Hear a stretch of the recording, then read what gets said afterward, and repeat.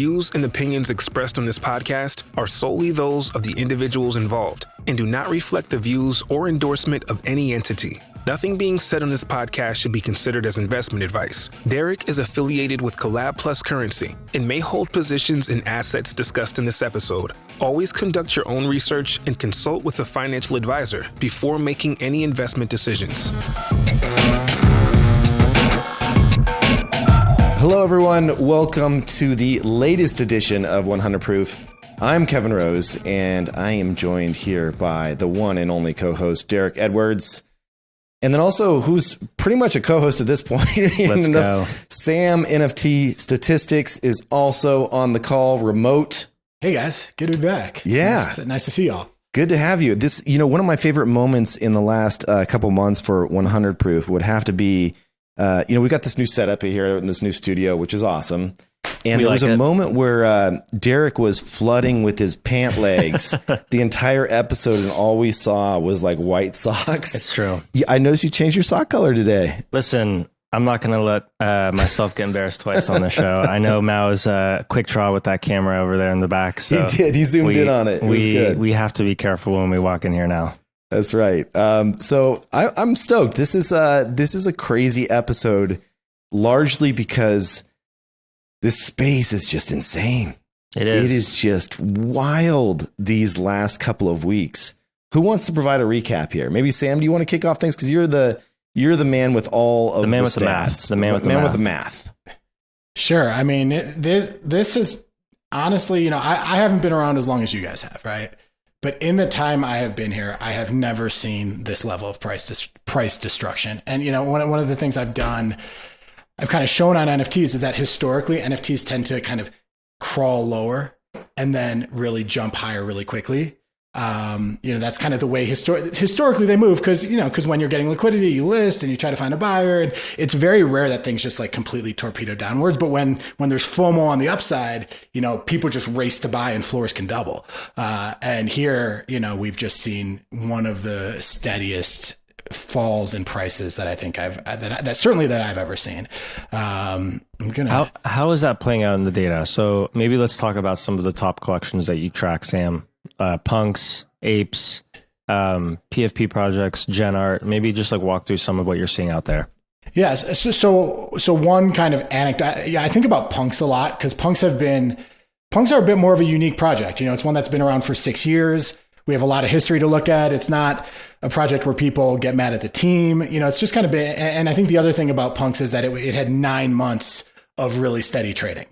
It had the longest time I'd ever seen where it didn't make a 10% move in a single week.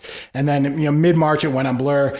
That streak ended. It rallied from 65 to 75. Someone dumped 100 punks, and it's basically just been only down since then.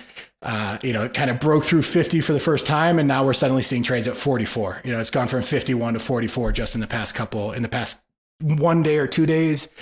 Bored Apes were very steady at 50 ETH. Mando and OSF dumped 77 at 70, 80 a little while ago, and I think when it just becomes the problem that happens is the people buying them don't actually want to hold them, and they just go lower and lower, and they just get passed around. And now we're seeing Bored Apes trade at like 45. I think also, this week, one of the really unique things that's happened is Pepe. Pepe was a meme coin that didn't exist a week ago, and it got up to a $120 million valuation. And I think one of the things that happened along with that is you had a lot of people doing like front running and sandwich trading, and the price of gas went through the roof. And suddenly, it cost $50 to buy an NFT just in gas prices. And I think we all said, we're not going to do this again. We made this mistake a year ago. We're done wasting all our money in gas. And unique users is now below 10,000. We were at 20,000 a week and a half ago.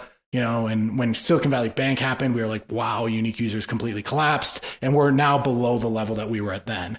OpenSea volumes are the lowest they've been since July of 2021. Blur volumes are the lowest they've been since Airdrop Season 2 started. Blur users is going down. So it's widespread. It's really just across the board. There's just an exodus. And on art blocks, the NFTs we're seeing trade on art blocks, it was the highest ratio of people accepting bids relative to picking NFTs they want and buying that we've ever seen. That ratio got up to about 70%. A year ago, that was pretty steady at 10%. So it's kind of stat after stat that just shows that this market is really just a lot of these metrics are just the worst I've seen before. So, yeah, I mean, obviously everyone's been hit pretty hard across the board. I mean, Moonbirds as well. Obviously want to say that because don't want to avoid our own bags. One of the things that is concerning to me is, I've always thought of for the longest time now is Bored Apes as being like this just anchor collection. Like it was almost like they were invincible, right? Like they just like really, when everyone else was tanking and, over the last few months, like they more or less were maintaining a pretty good peg, plus or minus, 10% one way or the other. And, recently we saw a couple massive whales like dump, like Franklin shut down his account as well. Like, what's your take on this? Do you talk to any of these guys, Sam? Like, what's going on behind the scenes? Is it just people saying, like, I'm out? Like, yeah, I mean, I do talk to Franklin. He's been a friend of mine for a while, and I think with him, I do believe that he had an investment he was in where he kind of worked with someone who was somewhere between a con artist and just someone who just lost him money and kind of ran, perhaps not off bad will, but I think he lost a lot of money. And Franklin is the type of person who's always figuring out how to arb the market. So he's borrowing money all the time. And, when suddenly your balance sheet, just shrink, he said 2,000 ETH.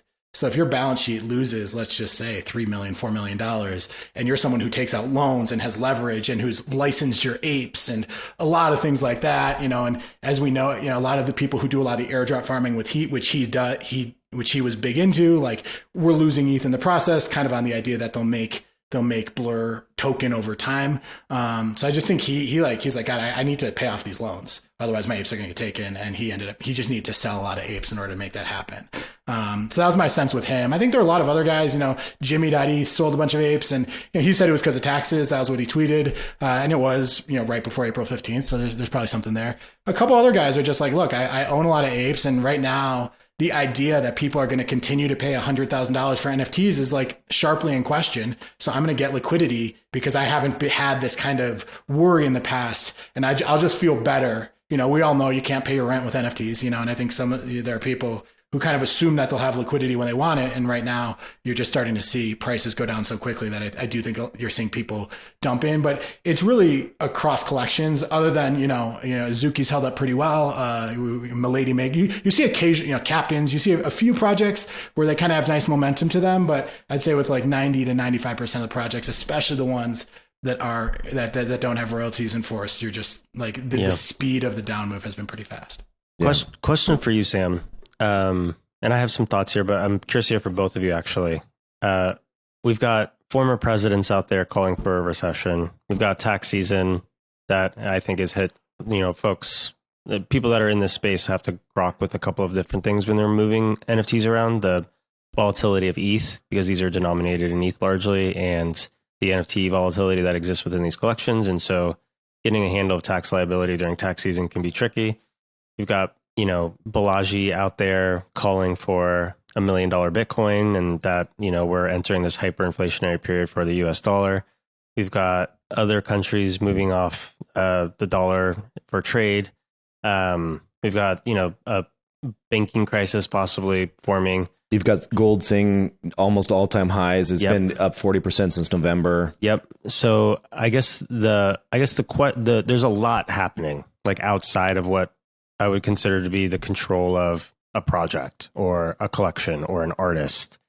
And so I guess I have two questions for both of you. The first is, how much would you attribute the volatility that we've seen just in the last, let's call it 4 weeks, to NFT specific behavior versus some of these, external factors? And then the second question is, how long do you think that persists for? And where do you think we mark a bottom? I think I'll say two things. One, on the macro, I was an economist at Goldman Sachs, and I spent eight You're years, the man. Let's go. 8 years You're going the right and man seeing for this hedge fund question. clients. Yeah, I spent 8 years seeing hedge fund clients, right? And every single meeting literally started off with people saying, tough market, a lot of uncertainty out there. Like macroeconomics are just never certain. And there's always this blend of recessions and of recession and interest rate risk and all sorts of different factors. what I'd say is what is new over the past 6 weeks. And over the past 6 weeks, the S&P is up about 3%. S&P right now is up 10% year to date. Ethereum's at 2,000. Like, I think Ethereum has trended higher, which generally means like A, either good for risk assets, or B, people having interest in crypto assets, which historically is something that would coincide with punks doing decently well. So I don't think the indicators that would say like we are in this new paradigm of panic over the past 6 weeks, which is when punks have gone from 75 to 40 or 45. I don't think at the margin, and markets are always about what's happening at the margin, right? And I think these macro fears have been in place for 8 to 9 months. And I don't think, certainly the big liquid markets like S&P 500 and Bitcoin and Ethereum are not reflecting an overall new panic environment. They could, but VIX isn't that high. Stuff like that would normally say we're in a panic market, and the billions of people or the millions of people who contribute to asset markets are saying that. We're not really seeing that in other factors. So I think those things are all relevant, but I'm not as convinced that it would lead to what I think has been the biggest slide you've ever seen over a 6-month period. Okay, go ahead, Brian. Sorry about that.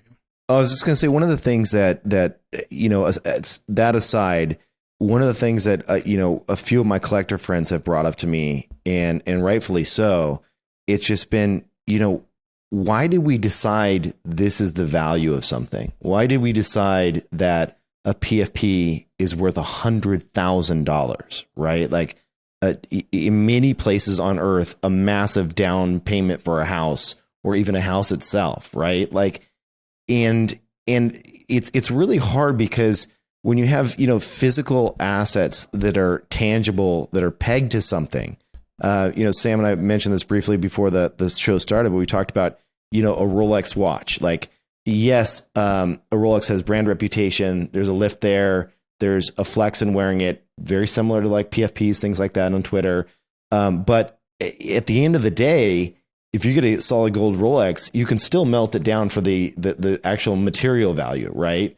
And so it's hard to say, like, in this new world going forward, I think of it, oftentimes like with other collectibles that we've seen as consumers over the last few decades. Like when I was into baseball cards or comics or whatever it may be, you got one of these rarer ones and you picked it up for under $100 and you were stoked if it was $1,000, 3 years later. You were blown away, right? And so it's just really hard for a new consumer coming in, seeing all this fluctuation, to be like, it's funny. I was having a conversation with one of our staff members here just before the podcast, and we were talking about the fall of mutant apes and, when's a good time to buy. And the consensus between us two was like, well, it's a falling knife. Like no one wants to catch a falling knife. And so it's like, how do we, I don't know that we can find a volume until we have consensus around what something is actually valued. Mm. Yeah, I mean, these are great questions. I have a lot of thoughts. I will say, take the Salvador Mundi, which sold to, it's at auction, I think, for something like $350 or $400 million a few years ago.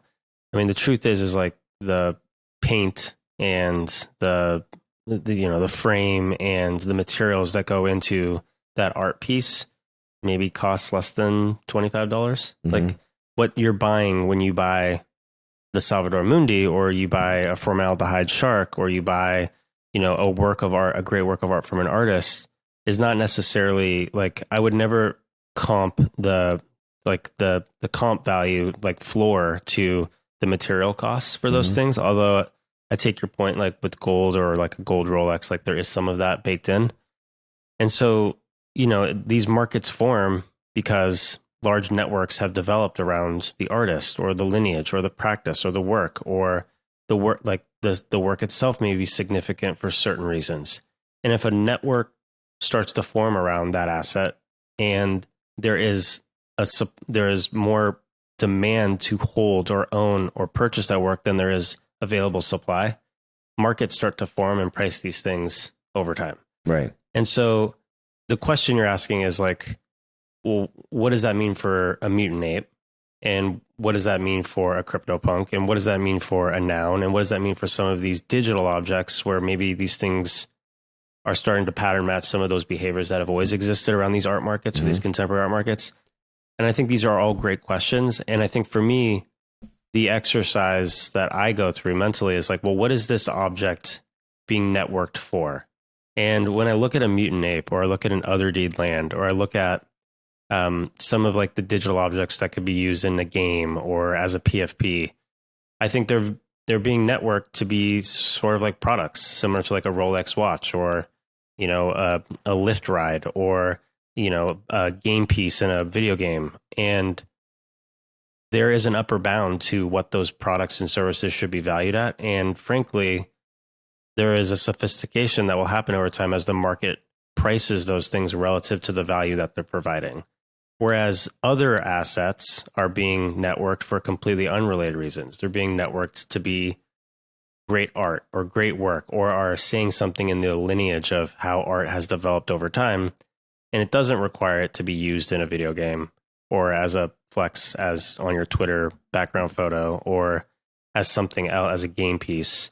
It purely exists for what it is. It's a statement. It's a representation of a point of view, and a network can form around that and collect and buy those things over time. And markets can develop irrespective of its like outward utility.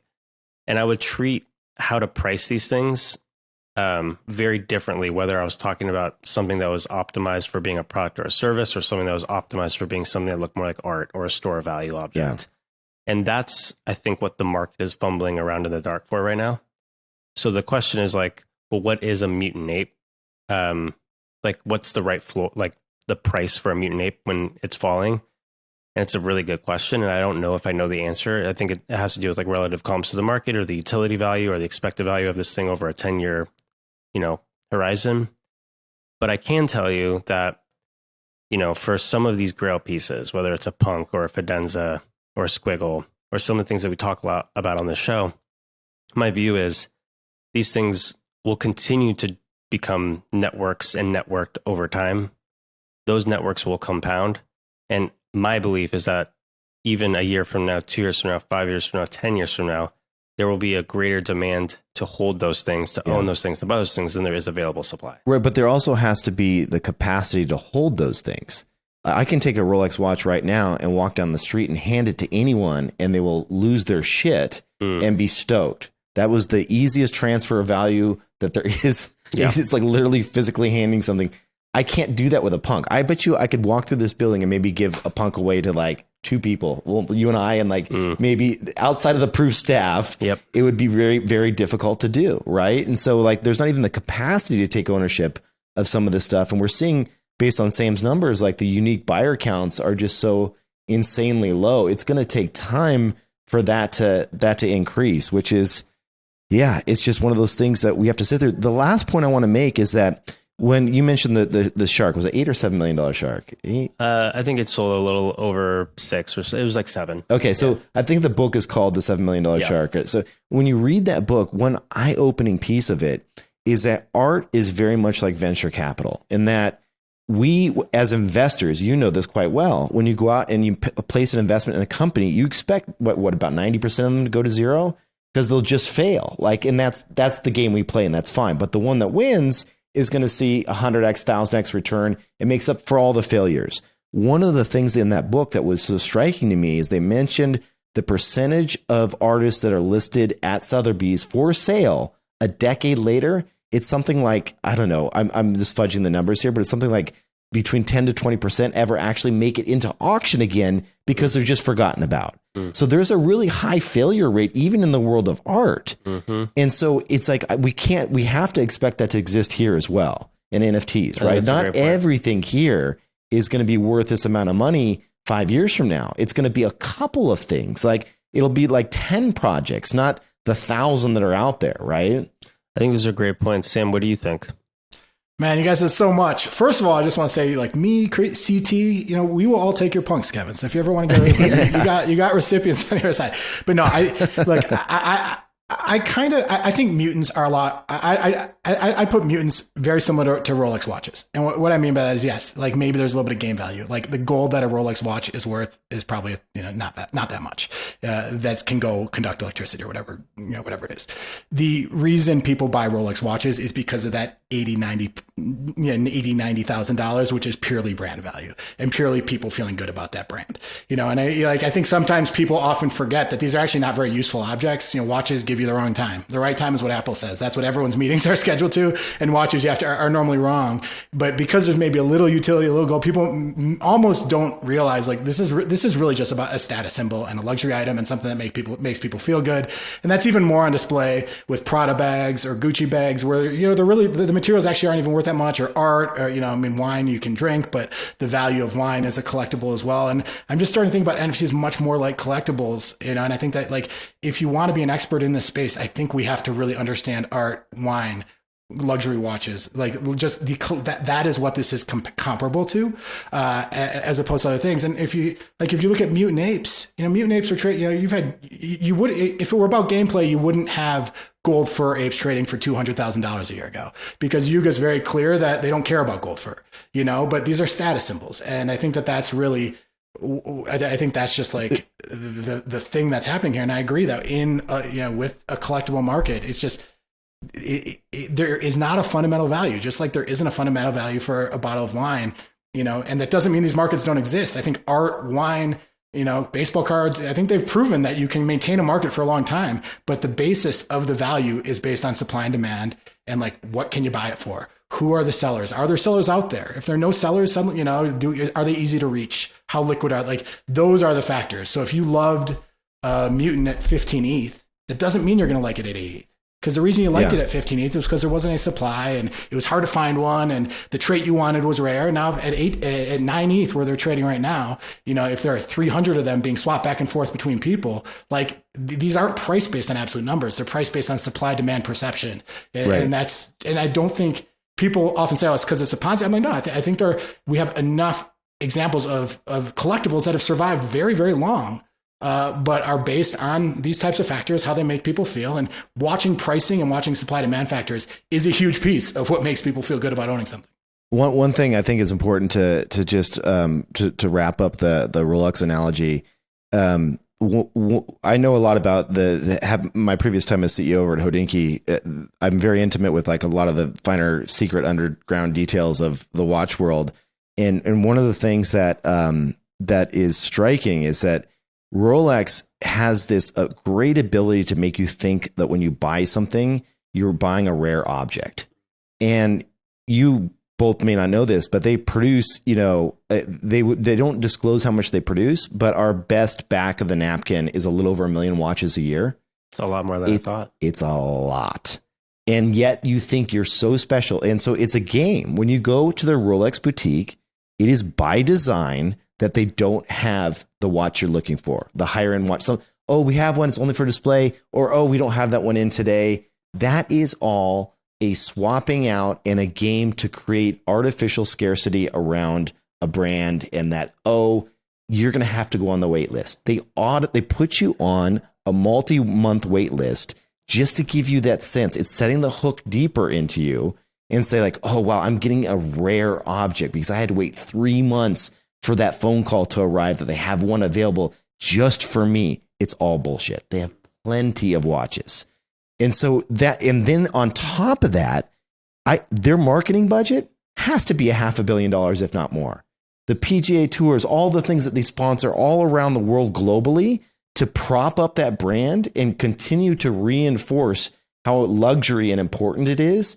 Like, we don't have that in the NFT space, right? And so it's just something to consider when thinking about the comps there. Yeah, all good points. I think the equivalents are a little bit, maintaining mystery. Like, I think when Steph Curry bought an ape, that was huge for apes. Yes. Like there are signals that the market has been able to show, like building anticipation kind of has similar feels. So I think there are areas that it can overlap. But one of the things I always say is, and kind of when I think about Blur and seeing hundreds of NFTs being dumped back and forth for these $10,000, $20,000 objects that used to be real sources of pride for people. Like, I own a Punk, and this is like something I've worked 3 years for. I say like there's a reason that Prada doesn't allow Costco to sell their bags, right? They could sell them for the exact same price. But there is something about the way things are distributed that has an impact on the brand, has an impact on the way people perceive them, feel connection to them, feel like there's luxury there. And I think right now we're just seeing the mass Costcoization of these things that we kind of once saw as like unique and interesting objects that, you know, and then I think there's just other factors which are related to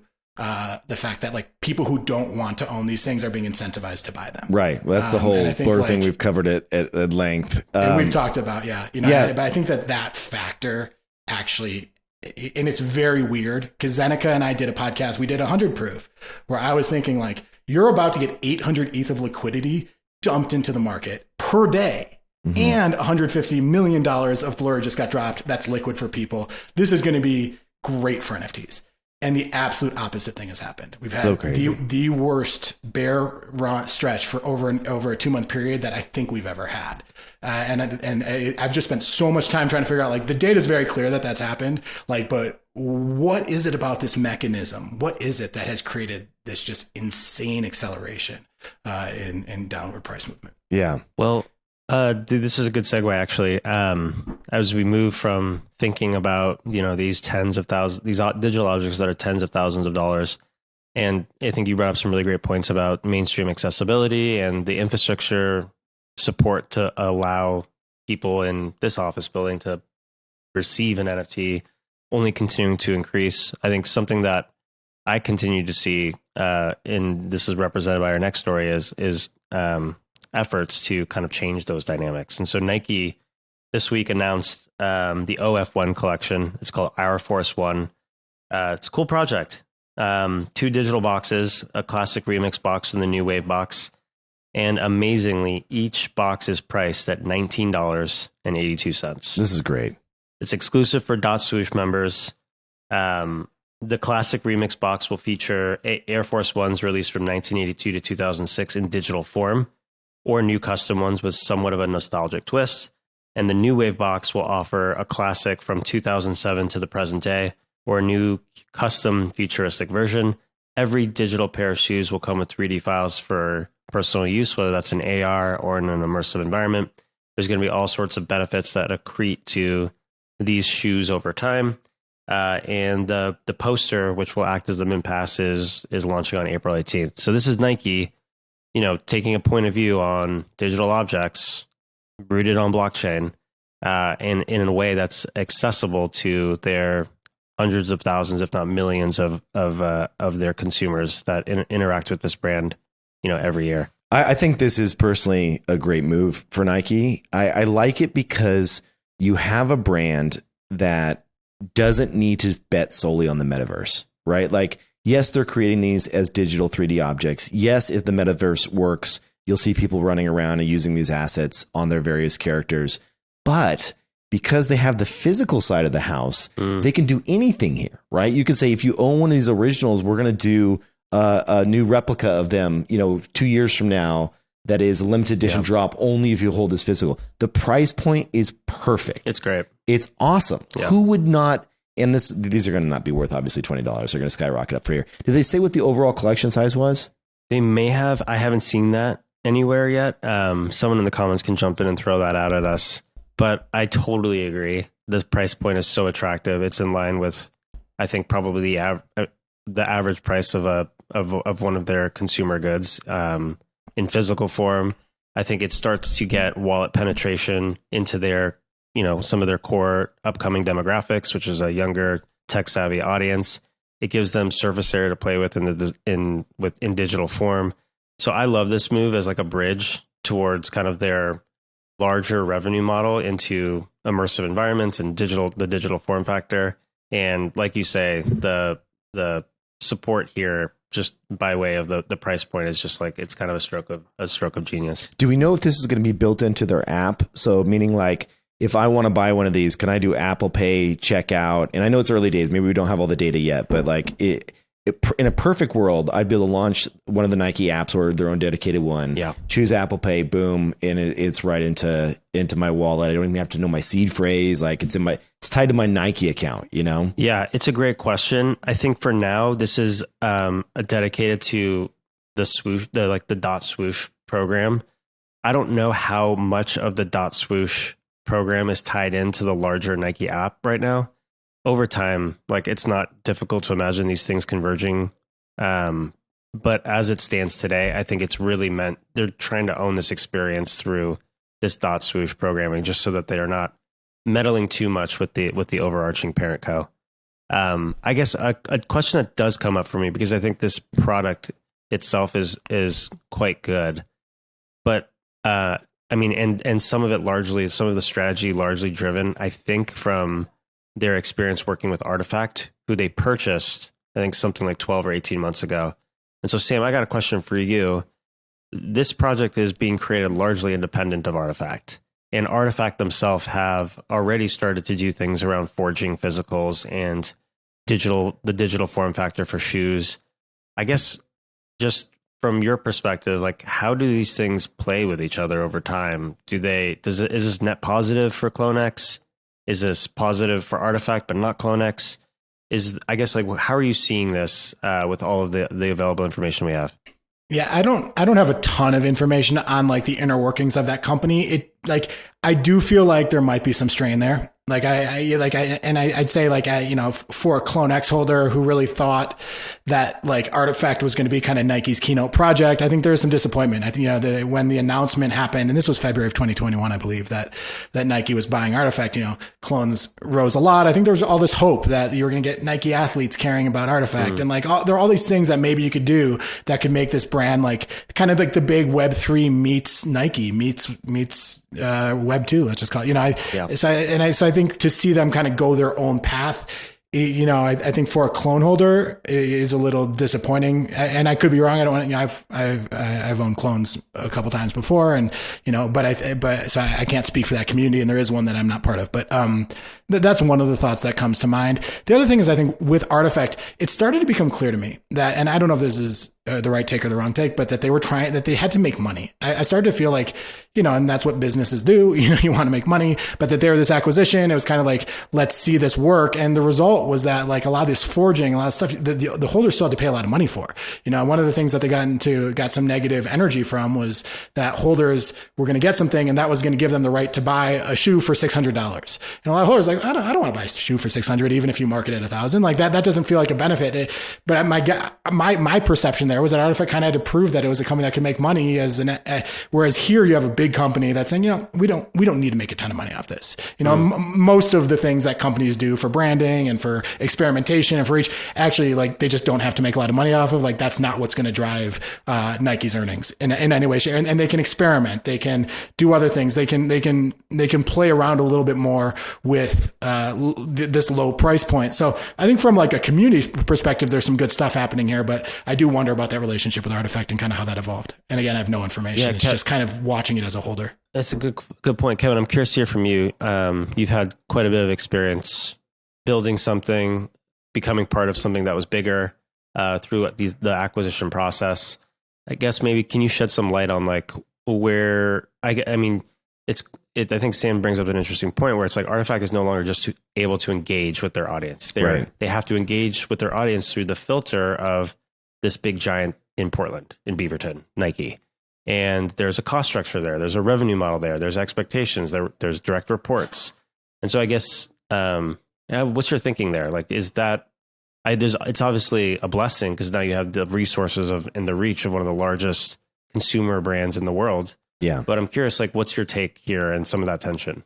It really depends on who the actual acquirer was inside of the organization and how big of a champion they are and how much sway they have to actually move the needle on things. Because, I've seen so many quote unquote, acquisitions that happen, and it's you get inside of these large organizations and you realize, holy shit, the process here to launch anything, to clear it by legal, to use the Nike brand in any new way. There's councils, there's boards it has to go by. There's a whole slew of things that go into launching anything new And they're very, and rightfully so, very protective of their brand, right? So I have to imagine, any founder entering this environment, it's either there's one of two paths. You either sign up and you become a Nike employee and you're like, I'm in, like, I get it. There's more overhead here for me to deal with day to day to get things done. And I'm down to do that additional lift.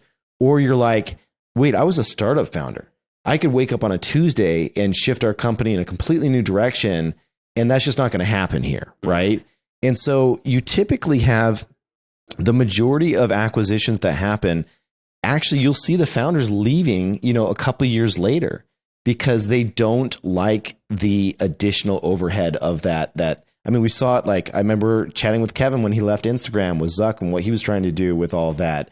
And like, I've seen this over and over and over. And then every once in a while, it's a right fit, but that's the exception, not the rule. And so, I would say that in this particular case, with Artifact in general, I'll be curious to know if they can still continue to innovate at the level that they did initially when they launched over the next few years. And then also, I think maybe it was Sam that said it, like, these are just rounding errors for Nike. Like, they could care less. It's more about the learnings and experimentation in this world and just having a little bit of a toe in the water in this new, world, to where if it starts to blow up, then they can add a ton of resources and fuel to the fire, and then it becomes a meaningful revenue driver for them.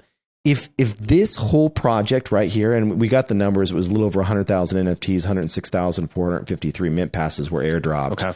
Okay.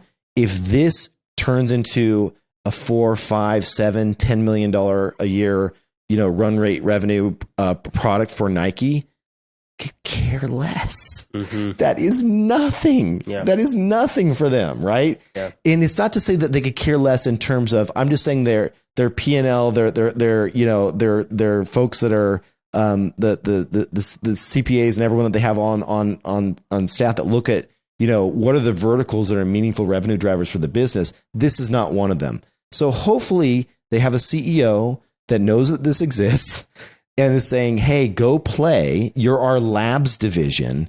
Go do wild shit. Because if you can get leadership to say and deputize you and say, hey, go try some wild things, that's when they'll win.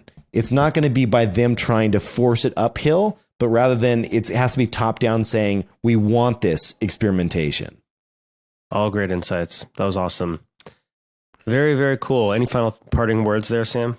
Yeah, I don't even know if this is appropriate. I think of one thing at Uber where, like, we had a head of marketing and a head of brand, and everyone got along, but they, like, had very different agendas, and we're kind of basically the same job, and I almost wonder, like, within these big organizations, you never know whose idea what was. Right. And, like, is one person's idea to buy Artifact, and then that person, who knows how they're doing within the company, if they're rising or falling in the ranks, and there's another person who wants to blow up, Web3 and do well and kind of doesn't really like this, that. You just never know what's going on at big companies. They're so massive. The politics are always so crazy, and when I worked at Uber, it wasn't even that big a company, but I saw it get big and, like, how things changed in term. I don't know. I'm just kind of, like, thinking something here because they just do feel, it just does feel like just kind of like you have these different silos going on here. Yeah.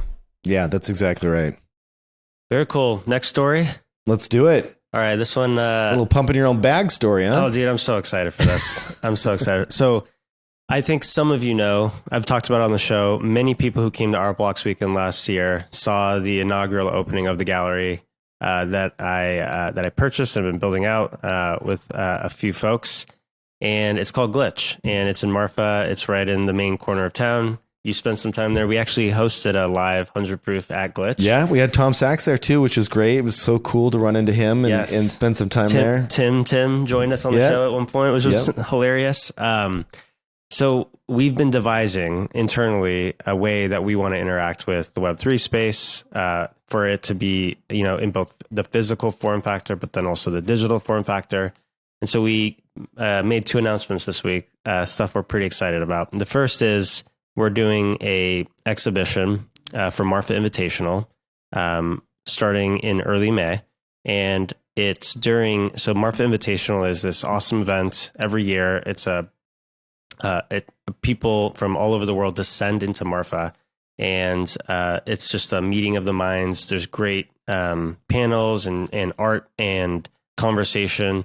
And we will be in support of that event by putting on an exhibition for digital art and generative art. And the exhibition is called An Invitation to Generative Art. And we worked with Snowfro and his personal collection to choose 3 pieces that we could exhibit and storytell and talk about to the folks that were coming in from all over the world to Marfa Invitational. And the 3 pieces we chose were Tyler Hobbs Fidenza. We chose Matt DeLorius's Meridians, and we chose Emily's her art blocks pieces, Memories of Chilin. Yeah. And Malta, who is the curator at Bright Moments, has been working very closely with us at Glitch and has put together this very awesome piece about the exhibition. And I'm just excited to just like get out there in Marfa in a couple weeks and put that on. Snowfro is going to come out, and it's just going to be like a really nice time educating people from the contemporary art world about our little corner of the internet. This is awesome. I love this. You're not selling anything. We're not selling anything. This is you just saying like, hey, we want, there's a time and place where everyone's going to be coming in. Mostly, this is not a digital art conference or not festival. a digital art conference at all. And so it's like, hey, come by. You know, if you're curious, like stop in the gallery and learn more, you know? Exactly. And there's going to be some very important names out there from the contemporary art world. And so like really this is us trying to build a bridge to that world and say, there's some really exciting things that are happening in our corner of the internet.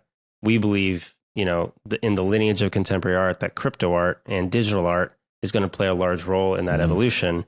Let's like expose you to some of what we're seeing, and through the lens of, you know, 3 very important artists, and from a collection of someone who we think is one of the most important torchbearers of this movement. Yeah, this is so important. I love that you're doing this. Glitch is a fantastic gallery. It's a sweet little spot, perfectly like centrally located. I'm going out to the next Art Blocks Festival out there, which is a few months later. You've got something going on in Marfa as well. Well, yeah, I guess it was talked about. It was. Yes. So, yeah. Do you want to hold off? No, I mean, I can mention it. So, because it is such early days. Yeah. The best way to put it is that there's big plots of land out in the middle of nowhere in Marfa. Yes. That you can buy for very inexpensive, for less than an ape.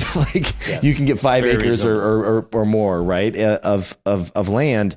And a couple of years ago, myself and a few other friends bought a few of these little spots out there.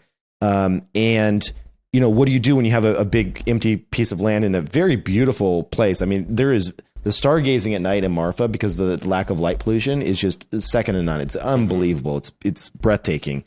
And for us, I've always thought like, okay, throw a couple little container houses on there, call it a day. When I'm out there for, you know, the different various events that are NFT related, have a place to crash, have some friends, have a little spot where we can, you know, have drinks and barbecue and stuff like that and just have a good time. Awesome. Yeah, it's fun. Sign me up. It sounds great. But then it dawned on me that Snowfro had done a generative art drop called 100 Untitled Spaces. And these are not houses. They're small little dwellings. I would consider them probably, if you put like maybe 2 containers side by side, that's about the size that they are. Generative structures, right. Yeah. And so my thinking was that if I can find a general contractor to just, you know, pour a little slab of concrete, throw up some drywall, and actually build out one of these little generative structures, it will be the first like generative mini house based on Snowfro's art that we put on this 5 acres of land, along with a few tiny houses. And then we can have parties out there. Like when we have people come by, during these different festivals, I'll send out an invite and say, hey, all Proof members, Moonbird holders, come out here. We're doing a little beers meetup and hang out. And, you know, you get to actually physically walk through a generative mini house that was designed by Snowfro. And, you know, that structure is not going to be crazy expensive, you know, to build something like that. Anyway, it was just a fun idea. It's so awesome. Very excited for this upcoming Art Blocks weekend too. I've been chatting with the organizing team over there.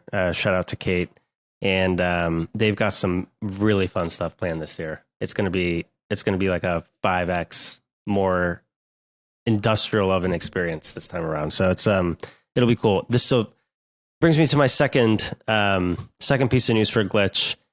So that is a purely physical exhibition that we're doing during Marfa Invitational in May. The second piece of news we announced this week is that we've also created a product that we call Every 30 Days. And this is an effort to engage both physically with the town of Marfa and the people that come into Marfa on a week-to-week basis, but also this is such a internet networked technology. And I think the concept is us trying to figure out a way to storytell the ephemerality of digital work with everything that we know about what it means to own these things and feel like they're that resonance, and also explain that feeling to both the physical audience and a digital audience. So every 30 days, the curation team, so Malta, Madison, and myself, will pick a new digital object, one that we think is culturally or historically significant to crypto art, and we'll put it on a Danvas screen. We'll point it out towards the street of Marfa. Nice. You got a Danvas. Those things are legit. So Danvas is our display partner. And we've built this caster wall that the Danvas screen will live on. And every 30 days, there will be a new piece on that screen. And it will be accompanied by a long form piece of work that we've written and edited ourselves about why that piece is historically and culturally important. And throughout the month, we'll be talking about that one piece over and over and over again. And the point is to drive home why, in the lineage of this industry and of contemporary art, this piece we believe to be an important piece. And so every 30 days, that piece will change. We'll create more materials for that piece on a 30-day basis, and you can expect to see amazing artists, amazing collectors of that work, and amazing stories that drive the context around why we think that piece is important. And so the first Every 30 Days is going to launch on May 1st. We're going to be out there for Marfa Invitational already. And it's something that we're in partnership with Danvas and Transient Labs and HypeShot. And HypeShot is a crypto-enabled live stream service. So just like the exhibition will be open 24/7 for anyone in Marfa, anybody on the internet can tap in and live stream the exhibition that's happening in that very moment at any time of day during that 30-day period. And then in the next month, everything will switch to the new piece, a new story, and the new live stream, and so on for hopefully the rest of the time. Love it. So the last thing I'll say is, I'm obsessed with this idea of like exit through the gift shop. Like you go to a museum or an exhibition or a showing, and you leave and pick up a little small token from the gift shop that like reminds you of like the experience that you just saw. So we're working with the award-winning Carolina De Bartolo, who worked very closely on design with art blocks to design these very inexpensive digital posters. So they're going to be $40 each. There's going to be 1,000 of them every exhibition.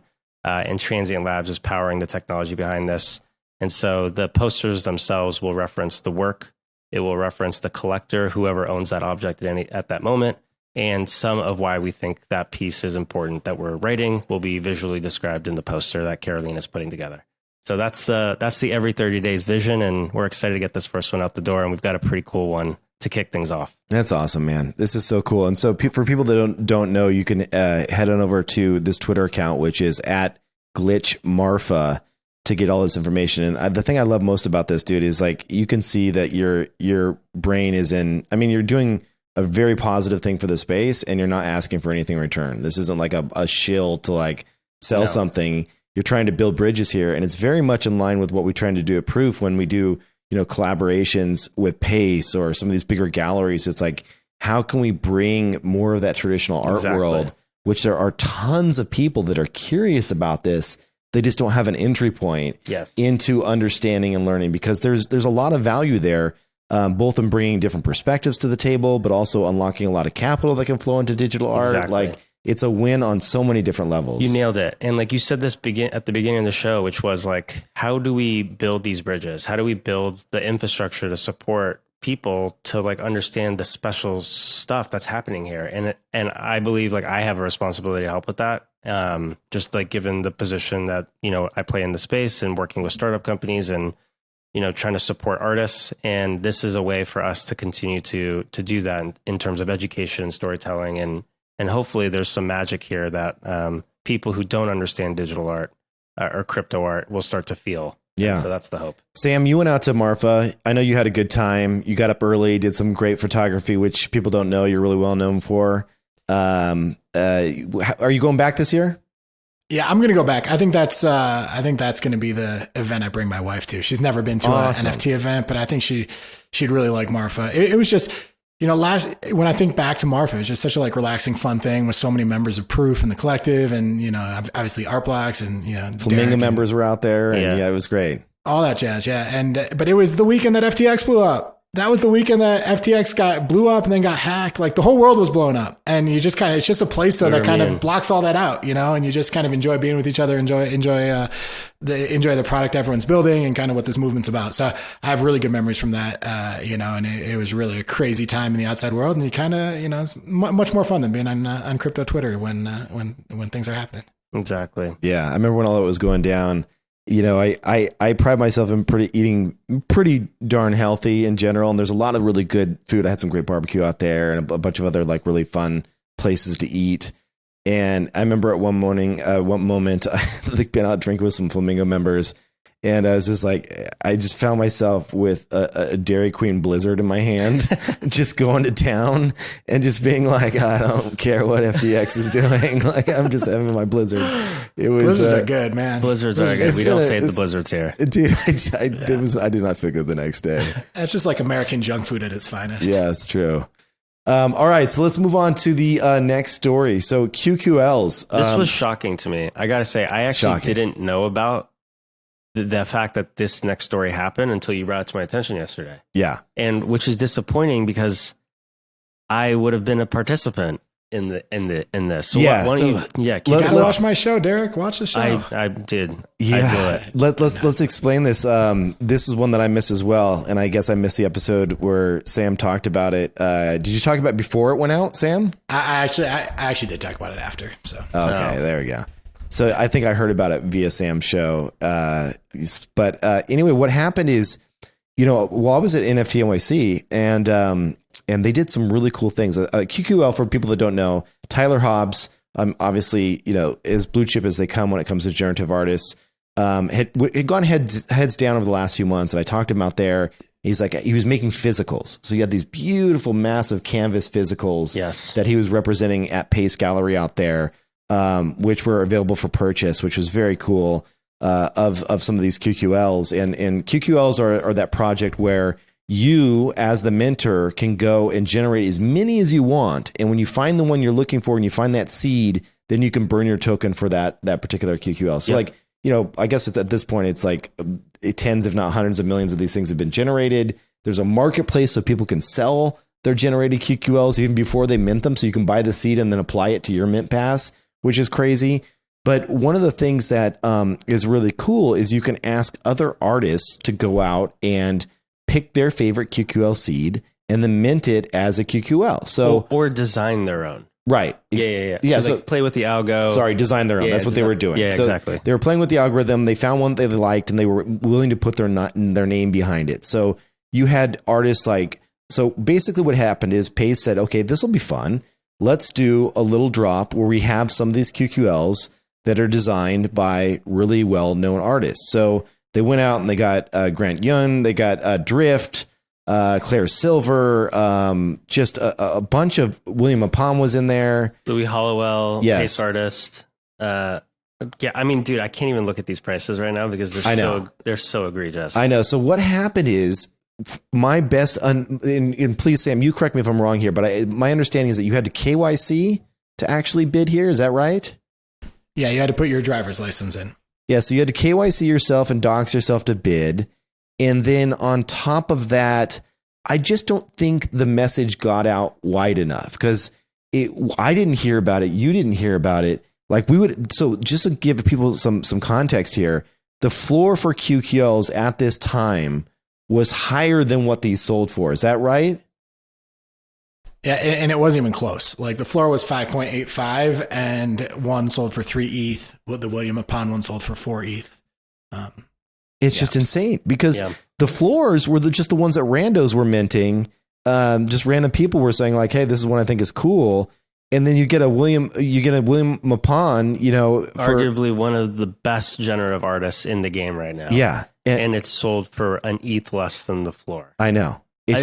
I couldn't believe.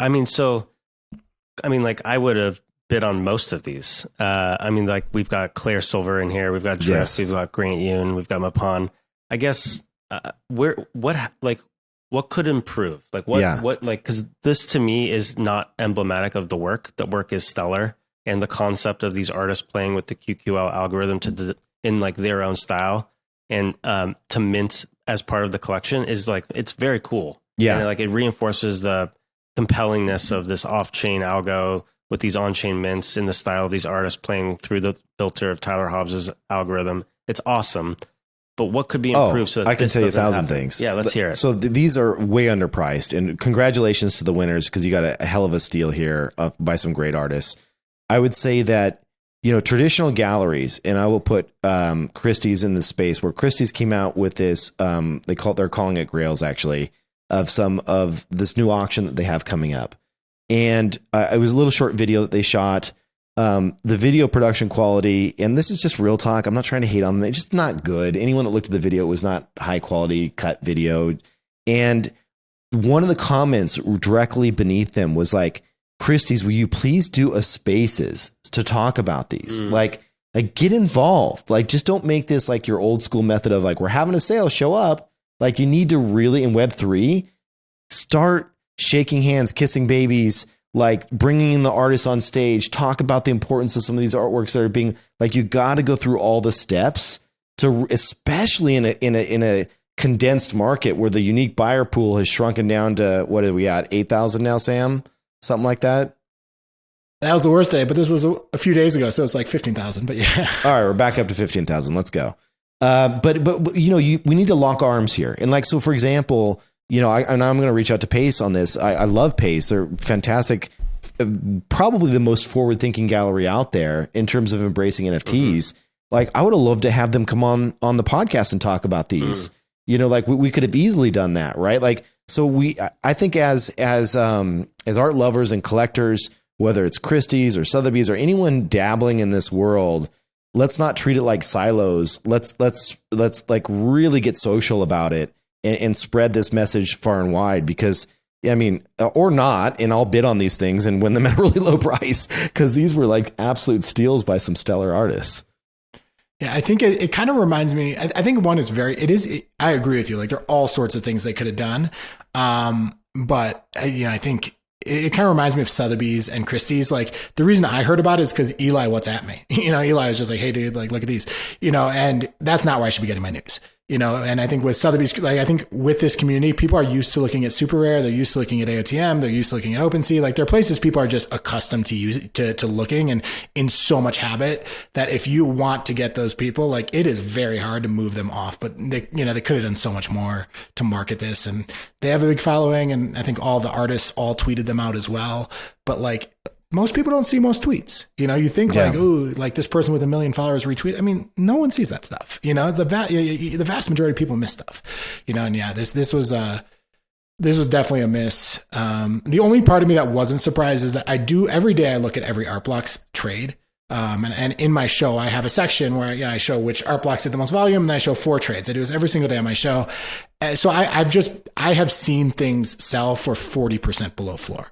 Like this kind of goes back to the initial conversation, but the trades that are happening right now, like are people reaching so far below floor, and these did all at least happen above where the top bid was. I mean, that would be absolute insanity if you didn't have that. But I think you're right. The fact that you had the provenance of these incredible artists, this project run by a top tier gallery, like we shouldn't even be talking about the floor. Like that's just, that's not where we want to be right now.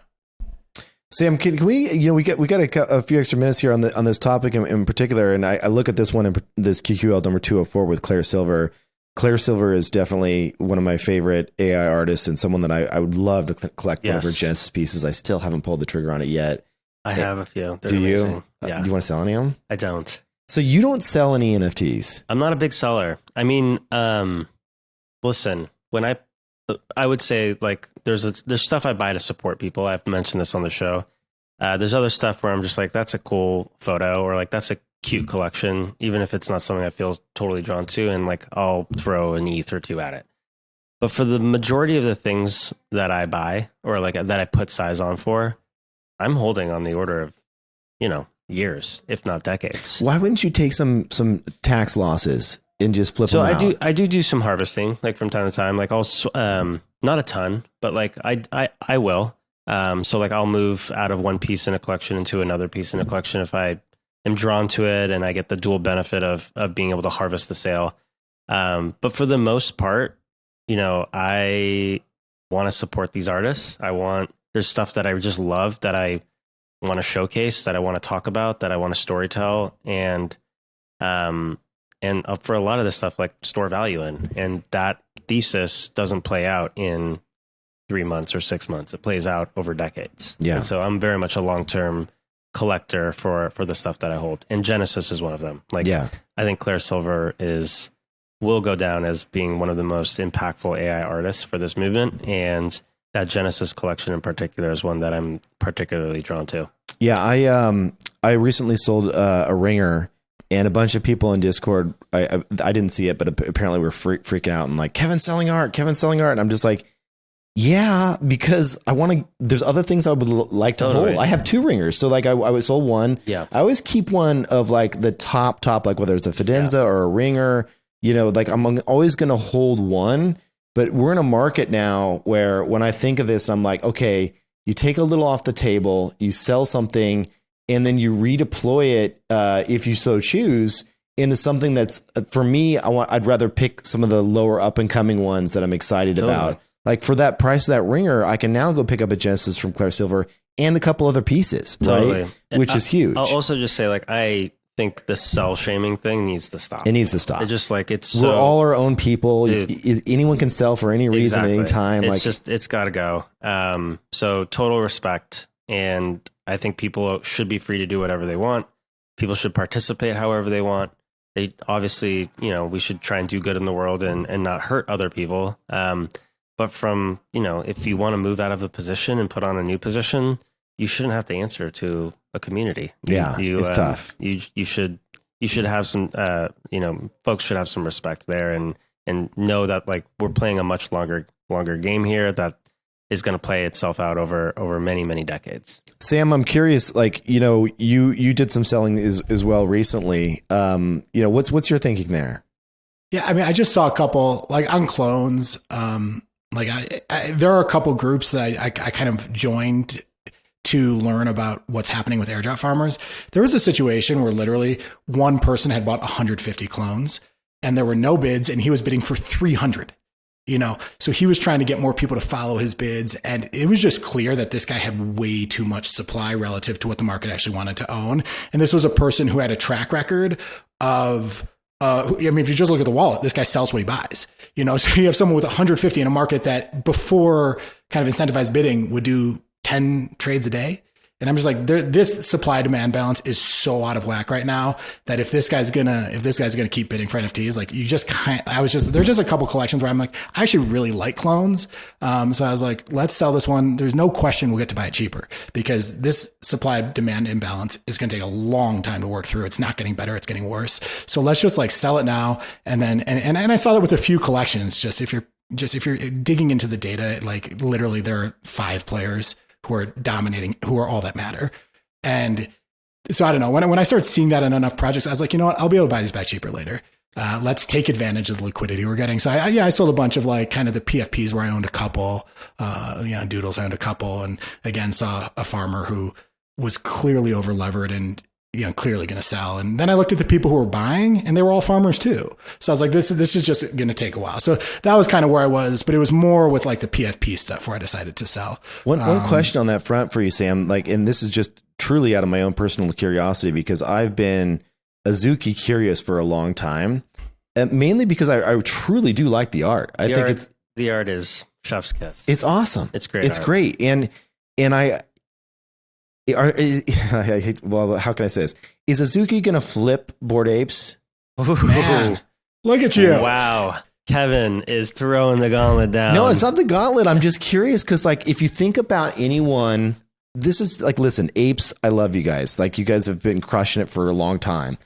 When I think about contenders, if we're just talking about like PFPs that have been able to hold their value, that have a strong community, like, correct me if I'm wrong here, Sam, but like Azuki seems to be the closest contender to go and take on apes? I mean, Azuki is the project that I'd say right now has everything going for it. You know, it has Dingling sold one for 300 ETH and then used all that money to sweep the floor.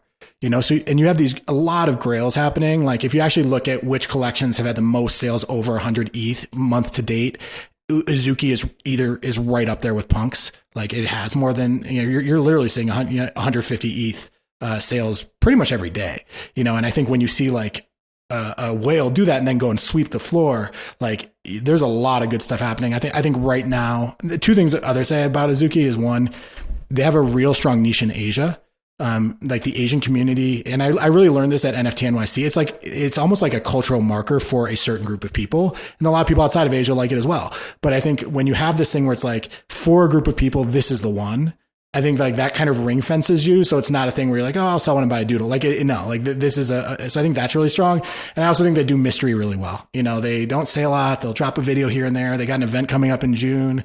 You know, it's pretty clear that event, it's not clear, but it looks like that event will have some sort of airdrop with it. We don't know, but like these are the types of things that work with NFTs. Like maybe some mystery. It's happening in 2 months. I'm not sure what's going to happen. And then people are like, oh shit, it just went up from 13 to 15. I got to buy one, you know? So I think there are a lot of good things happening there for sure. And the other thing that's happening is whales are sweeping. So, you know, unique holders has gone down. So, you know, and again, the crazy thing to me, and we talked about this earlier, is that it's even with all these things that I think are like the best possible combination for NFTs, like the floor is still at like 14 ETH. You know, I mean, and it's still down in the past 6 weeks, but it has held for sure. And those sweepers have kind of cleared out a little bit of like that supply I was talking about where the same guys bouncing back and forth. Well, yeah, well, I was going to ask you, when you look at the blur data on Azuki, is it frightening? Is it frightening across all collections? Is it, you know, what do you see there? It's frightening across most collections. I'd say this is one of the few where like 4 weeks ago, 80% of the trades on Azuki were sellers dumping into bids on Blur. That's what you don't want. What you want is people buying them, like people saying, I want this NFT and buying it. You want people buying on different exchanges. That shows they're picking which one they want and buying it. You know, that ratio for Azuki went from like 80 to 25. So they had a nice little rally where like it was like more FOMO buying than airdrop farming. In the past 24 hours, it feels like it's reverting a bit. I just think like I just think having these constant bids for people who want liquidity at any time is just so tempting for people. And it kind of, and it can come, it takes a long time to unwind stuff like that. There's one guy who has a history of being an airdrop farmer on Azuki who's long 180. There are a couple things, but you know, who knows when he'll sell? You know, every project has its whales. You can never guess when they're going to sell them. You know, this guy perhaps will hold he could have sold by now and he didn't. So who knows? It's definitely better than most, but the whole situation always worries me. Yeah. Crazy. Wild West. This is what we signed up for. I love it. Decentralized exchanges. Let's go. I love it. I love this space. I love being in this space. I love doing the show with you guys. Another crazy week in the Bucks. Let's go. Let's go. Thanks, everyone. Awesome chatting with you guys. Sorry my camera keeps going back and forth, but nah, you look great, Tim. Yeah, you're breathtaking. See you guys. Appreciate that. All right, that is it for this episode. Thanks so much for tuning in. If you would like to help us out, head on over to proof.xyz and click on the reviews button at the very top and leave us a 5-star review. Thanks so much. Take care.